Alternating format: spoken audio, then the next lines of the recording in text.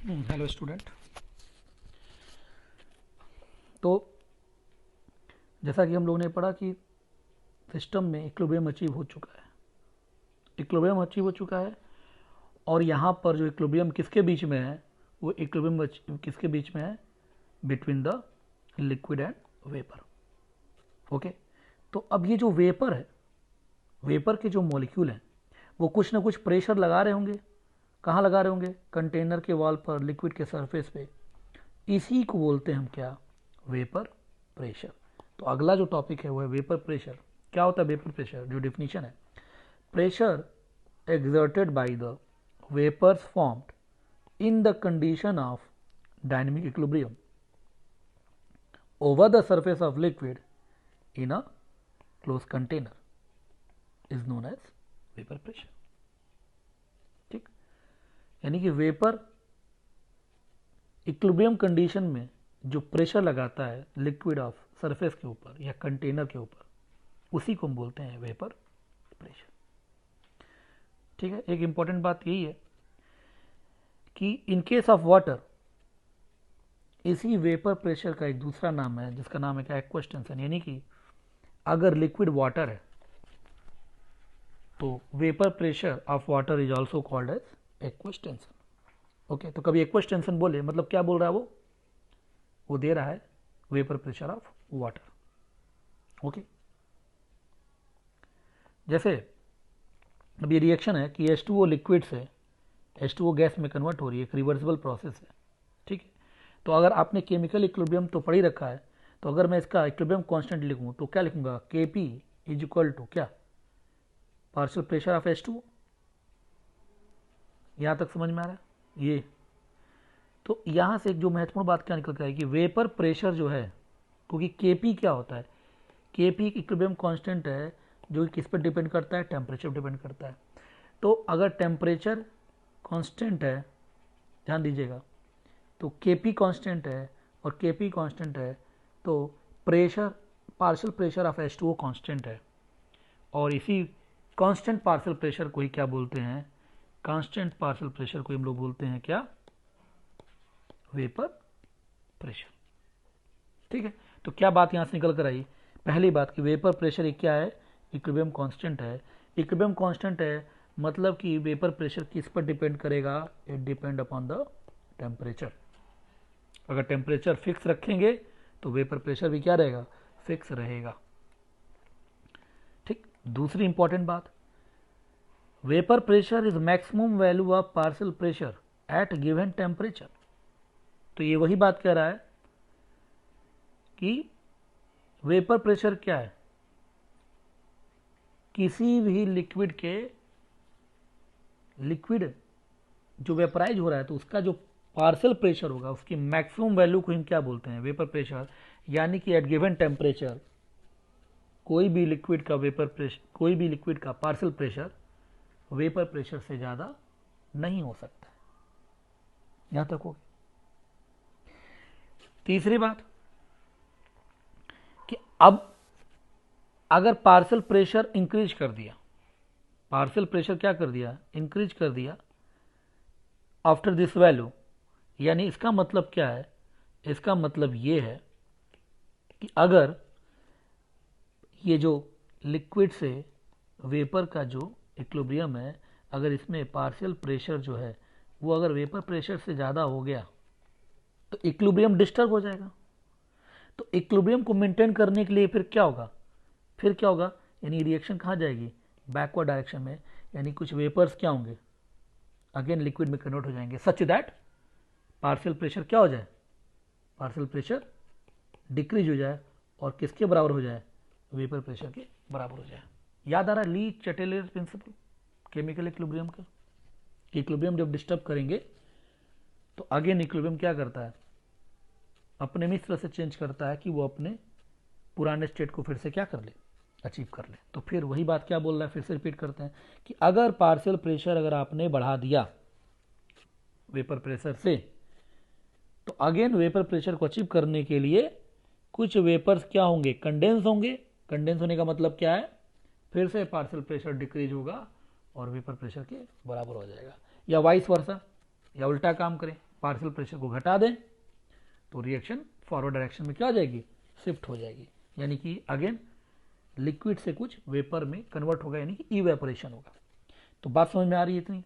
Again फिर से बात को रिपीट करते हैं कि वेपर प्रेशर एक इक्विलिब्रियम कांस्टेंट है, वेपर प्रेशर एक इक्विलिब्रियम कांस्टेंट है, ठीक है। इक्विलिब्रियम को इसका मतलब यह है कि पार्शियल प्रेशर की किसी टेम्परेचर पे जो मैक्सिमम वैल्यू होती है वही क्या कहलाती है, वेपर प्रेशर कहलाती है। यानी किसी टेम्परेचर पे पार्शियल प्रेशर वेपर प्रेशर से ज़्यादा नहीं हो सकता। ओके, फिर वही बात, ये इक्विलिब्रियम डिस्टर्बेंस की बात है कि अगर आपने पार्शियल प्रेशर बढ़ा दिया मतलब इक्विलिब्रियम डिस्टर्ब हो गया, तो फिर पार्शियल प्रेशर घटेगा, मतलब वेपर से लिक्विड में कन्वर्जन होगा, जिसको हम कंडेंसेशन बोलते हैं। या उल्टा काम किया, अगर पार्शियल प्रेशर आपने घटा दिया तो इवेपोरेशन फिनोमिना होगा और again system will achieve equilibrium. यहां तक बात क्लियर, ठीक है। आगे बढ़ते हैं। आगे जो है vapour pressure of pure liquid, किसी भी प्योर लिक्विड का मतलब क्या है कि उसमें जैसे वाटर है तो वाटर के अंदर कोई दूसरा कंपाउंड ना हो, ठीक है ना, तो उसको बोलेंगे प्योर लिक्विड। तो vapour pressure of pure liquid depend only and only upon temperature. क्योंकि अभी हमने पढ़ा वेपर प्रेशर एक क्या है, इक्विलिब्रियम कांस्टेंट है, तो equilibrium constant is only depend upon temperature. और वेपर प्रेशर को कैसे रिप्रेजेंट करते हैं, तो ये है पी नॉट, तो पी नॉट से वेपर प्रेशर रिप्रेजेंट करते हैं। जैसे है ना, vapour pressure of pure water कैसे लिखेंगे पी नॉट H2O, तो ये क्या हो जाएगा, vapour pressure of pure water. या वेपर प्रेशर ऑफ इथेनॉल, तो पी नॉट C2H5OH, तो पी नॉट मतलब वेपर, पी मतलब वेपर प्रेशर, नॉट मतलब vapour pressure of pure component. Okay, फिर कुछ और महत्वपूर्ण बातें हैं। Vapour pressure of any liquid does not depend upon amount of liquid, volume of vessel and shape and size of container. ठीक है, ऐसा क्यों? वेपर प्रेशर है क्या, वेपर प्रेशर एक इक्विलिब्रियम कांस्टेंट है, तो वेपर प्रेशर डिपेंड ही किस पे करेगा, टेम्परेचर पे। तो वेपर प्रेशर को इस बात पे नहीं लेना देना है कि अमाउंट ऑफ लिक्विड क्या है, ठीक है ना। एक छोटे से 1 लीटर बॉटल के अंदर अगर वाटर है उसका जो वेपर प्रेशर बनेगा, या 1000 लीटर की टैंकी है उसके अंदर जो वेपर प्रेशर होगा, that both will be same. तो ये ना लिक्विड के अमाउंट पे डिपेंड करता है, ना ये वॉल्यूम ऑफ वेसल पे डिपेंड करता है, और ना ही साइज ऑफ कंटेनर की, कंटेनर ओवल शेप का है या क्यूबाइड है, इससे कोई फर्क पड़ने वाला, या सिलिंड्रिकल है, इससे कोई फर्क पड़ने वाला नहीं है। क्यों नहीं फर्क पड़ने वाला है, क्योंकि vapour pressure is a equilibrium constant, so it will only depend upon the temperature. Okay, तो अगेन क्या दो बातें हुई, एक तो vapour pressure pure liquid depend only upon temperature, और again vapour pressure of liquid does not depend upon amount of liquid, volume of vessel and size or shape of container। ठीक, अब अगला जो है कि वेपर प्रेशर को कौन कौन से फैक्टर अफेक्ट करते हैं। वेपर प्रेशर के बारे में हम लोग ने जान लिया, ठीक है ना। अब कौन कौन से फैक्टर हैं, तो 2 फैक्टर हैं। पहला फैक्टर है nature of liquid. Nature of liquid यानी कि लिक्विड ही अगर आप चेंज कर देंगे तो जाहिर सी बात है कि फोर्स ऑफ अट्रैक्शन चेंज कर जाएगा। लिक्विड चेंज कर देंगे तो फोर्स ऑफ अट्रैक्शन अगर आपका बढ़ गया, मतलब बढ़ा दिए, तो वेपर प्रेशर क्या हो जाएगा, वो कम हो जाएगा, ठीक है ना। तो vapour pressure is inversely proportional to force of attraction. For example H2 एक लिक्विड है और C2H5 एक लिक्विड है। तो आपने hydrogen bond chapter, hydrogen bond topic chemical bonding में पढ़ रखा है, तो देखिए H2O भी हाइड्रोजन बॉन्ड बनाता है और C2H5 भी एक हाइड्रोजन बॉन्ड बनाता है। तो किस में हाइड्रोजन बॉन्ड स्ट्रेंथ ज़्यादा होगा, तो आपको पता है कि H2O का हाइड्रोजन बॉन्ड स्ट्रेंथ क्या होता है, अल्कोहल से क्या होता है, ज़्यादा होता है। ओके, क्यों ज़्यादा होता है, ये केमिकल बॉन्डिंग में आप लोग को डिटेल में डिस्कस किया गया है। अब H2O का अगर हाइड्रोजन बॉन्ड स्ट्रेंथ ज़्यादा है तो यानी इसका वेपर प्रेशर क्या होगा, कम होगा। तो फिर वही अगली लाइन में लिखी है P नॉट मतलब वेपर प्रेशर ऑफ H2O, और P नॉट ऑफ C2H5 मतलब वेपर प्रेशर ऑफ C2H5OH, यानी किसका ज़्यादा होगा, तो C2H5 का वेपर प्रेशर ज़्यादा होगा। ओके, तो यहाँ से आप समझ सकते हैं कि vapour pressure nature of liquid पे डिपेंड करता है कि अगर आपने लिक्विड ही चेंज कर दिया तो फोर्स ऑफ अट्रैक्शन चेंज कर जाएगा, और फोर्स ऑफ अट्रैक्शन अगर चेंज कर जाएगा तो वेपर प्रेशर भी क्या करेगा, चेंज कर जाएगा। यहाँ तक समझ में आ रही है। तो इसी बेसिस पे हम लोग सबस्टांस को दो टाइप में क्लासिफाई करते हैं on the basis of vapour pressure. One is volatile substance, another is non volatile substance. Volatile मतलब कि जो लिक्विड से गैस में कन्वर्ट हो जाए वो वोलाटाइल है, और जो ना हो वो कौन है, नॉन वोलाटाइल है। तो अगर वोलाटाइल है तो उसका वेपर प्रेशर क्या होगा, वो कुछ ना कुछ होगा, not equal to zero. In fact हम लोग बोल सकते हैं कि P naught is greater than zero, कुछ ना कुछ पॉजिटिव वैल्यू होगी, ठीक है ना। तो इसी को बोलते हैं वोलाटाइल। तो वोलाटाइल ये हो गया, और सारे लिक्विड को हम लोग वोलाटाइल ही कंसीडर करते हैं, क्योंकि लिक्विड क्या होता है, रूम टेम्परेचर पे लिक्विड से गैस में कन्वर्ट हो जाता है। नॉन वोलाटाइल जिसका पी नॉट जीरो, मतलब कि जिनका वेपर प्रेशर जीरो है। वेपर प्रेशर जीरो का मतलब क्या है कि वो वेपर्स में कन्वर्ट नहीं हो सकते। तो all solids are consider non volatile, तो all liquids are consider volatile and all solids are consider non volatile. Example जैसे लिक्विड वाटर, अल्कोहल देखते हैं आप, पेट्रोल हो गया, तो ये सब वेपर्स में कन्वर्ट हो जाते हैं, तो ये वोलाटाइल है। और यूरिया, ग्लूकोज, सुक्रोज, ये सब के क्या है, नॉन वोलाटाइल है, ठीक है। ओके, एक इंपॉर्टेंट चीज़ है, ऐसे तो सॉलिड्स क्या होते हैं, नॉन वोलाटाइल होते हैं, बट कुछ ऐसे some solids which can sublime consider volatile. Sublime का मतलब क्या है, जो सीधे सॉलिड से गैस में कन्वर्ट हो जाते हैं उसको बोलते हैं सबलाइम। तो ये वोलाटाइल है, जैसे I2, कैम्फर, नेफ्थलीन, ये कुछ ऐसे एग्जाम्पल हैं, क्योंकि हैं तो सॉलिड बट ये वोलाटाइल की कैटेगरी में आते हैं, ठीक है। और ऐसे जनरली जब मेंशन ना करें तो सॉलिड को हम क्या कंसीडर करते हैं, नॉन वोलाटाइल। दूसरा जो फैक्टर है वो है टेम्परेचर, कि अगर लिक्विड ही डिफरेंट है तब भी वेपर प्रेशर चेंज कर जाएगा, लेकिन अगर लिक्विड सेम है तो सेम लिक्विड का वेपर प्रेशर कब चेंज करेगा, जब आप चेंज करें टेम्परेचर, ठीक है ना। तो साफ साफ यहां दिख रहा है कि by increasing temperature kinetic energy of molecule increases, due to which intermolecular force decreases, vapour pressure increases. यानी कि हम बोल सकते हैं vapour pressure directly proportional to temperature. जैसे क्या बोल रहा है कि आपने टेम्परेचर बढ़ाया मीन्स काइनेटिक एनर्जी बढ़ जाएगी। काइनेटिक एनर्जी बढ़ने का मतलब क्या है, इंटरमॉलिक्यूलर फोर्स घटेगा और वेपर प्रेशर बढ़ जाएगा। तो हम यहीं से बोल सकते हैं कि vapour pressure directly proportional to temperature. तो टेम्परेचर बढ़ाने पर वेपर प्रेशर क्या करता है, इंक्रीज करता है। एक तो ये बात हो गई मोटी मोटी बात। अब ये है कि आखिर में वेरिएशन कैसे होता है। तो वेपर प्रेशर और टेम्परेचर के बीच में जो मैथमेटिकल एक रिलेशन है, उस इक्वेशन का नाम है क्लैसियस क्लैपेरॉन इक्वेशन। क्या नाम है, क्लैसियस क्लैपेरॉन इक्वेशन। और ये क्लैसियस क्लैपेरॉन इक्वेशन का ये डिफरेंशियल फॉर्म है। कौन सा फॉर्म है, डिफरेंशियल फॉर्म, की differential of ln of vapor pressure with respect to temperature is equal to delta H vaporization upon R T का स्क्वायर। तो delta H vaporisation enthalpy vaporisation, R gas constant, T क्या है, temperature, ठीक है, जिसमें हमने वेपर प्रेशर क्या किया, मेजर किया है।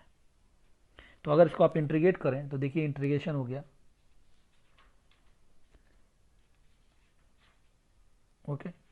तो ये क्या हो गया, ln Vp, ये इंटीग्रेटेड फॉर्म है, तो ये इंटीग्रेट हो गया minus delta H vaporisation upon R T plus some constant C. तो ये इसका क्या है, ये आपका इंटीग्रेटेड फॉर्म हो गया।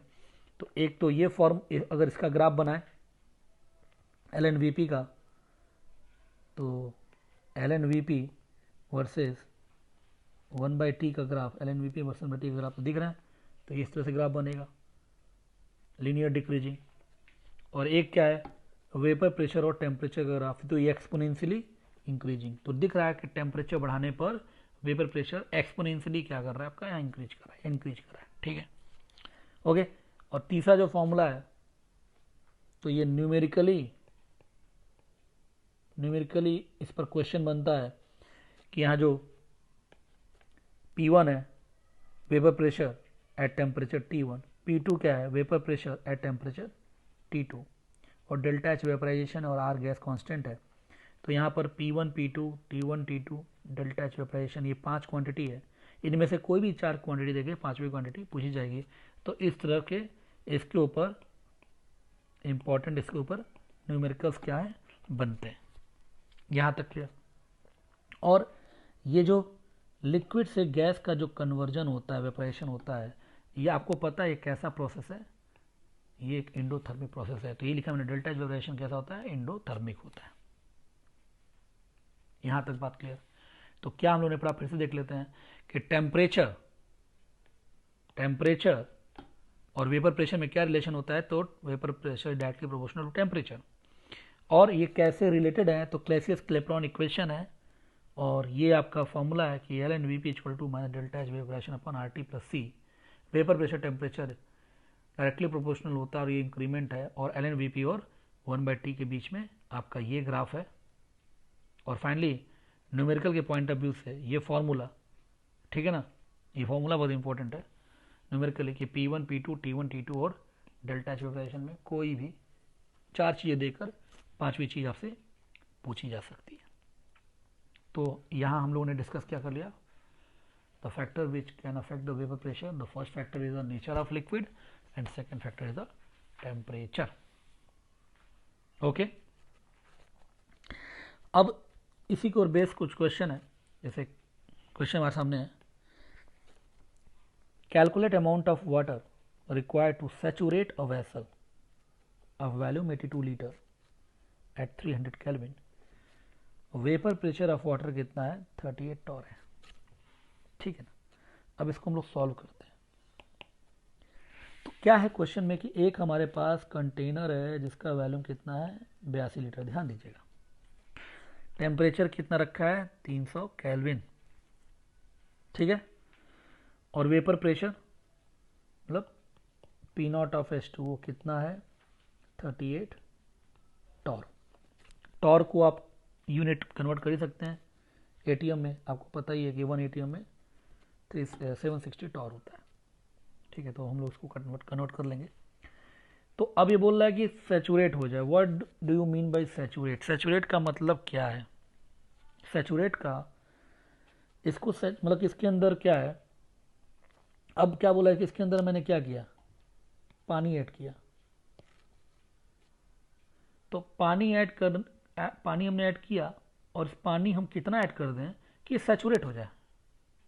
सैचुरेट होने का मतलब क्या है कि जितना भी हमने वाटर डाला है वो वेपराइज हो जाए, ठीक है ना। और वेपराइज हो जाए, और सैचुरेट होने का मतलब क्या है, सैचुरेट का मतलब ये है कि जो लिक्विड से वेपर में कन्वर्जन हो रहा है वो एक इक्विलिब्रियम क्या कर ले, अचीव कर ले।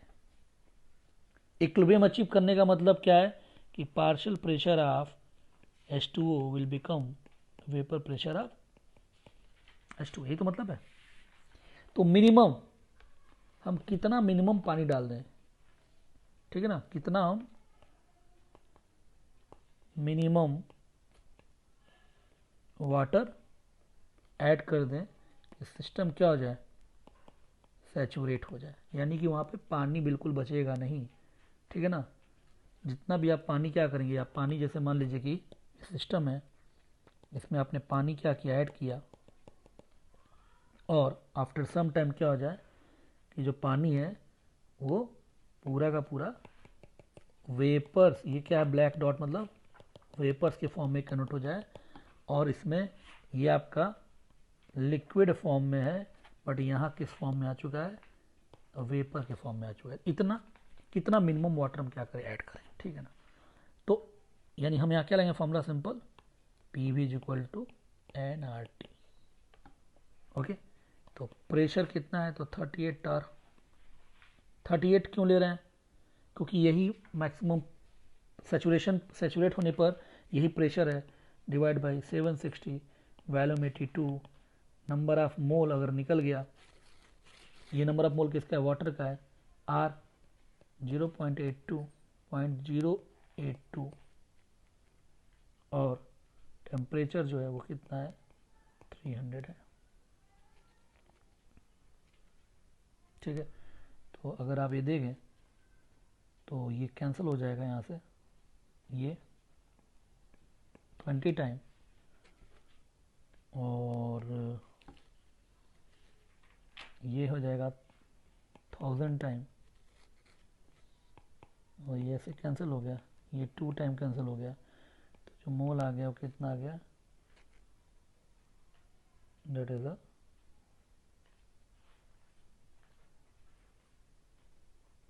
1/6।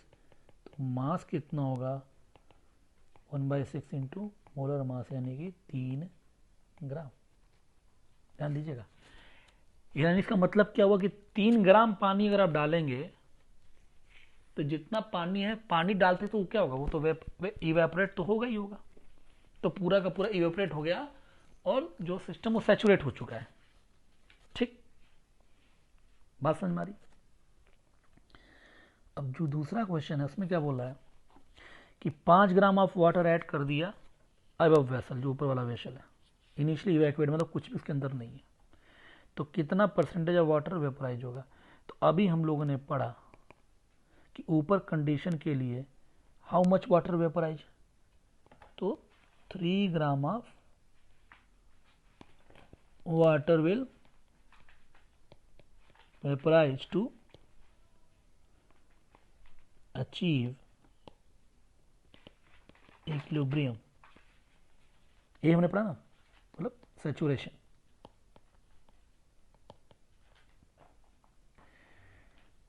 ठीक है, तो कितना परसेंट ऑफ वाटर वेपराइज हुआ, तो परसेंट ऑफ